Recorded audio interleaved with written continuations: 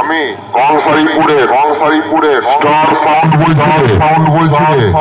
এই রামছাগলের দল রাস্তাটা কি তোর বাপেরা তৈরি করে দিয়ে গেছে রাস্তা ক্লিয়ার করবো তোদের ক্ষমতা থাকে তোদের নিজের হাত দিয়ে সরিয়ে দেখা তবে মনে রাখিস চাঁদু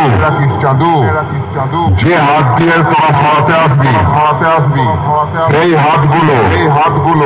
একটা করে কেটে মা কালীর কোমরের বস্ত্র বানিয়ে ছেড়ে দেবো।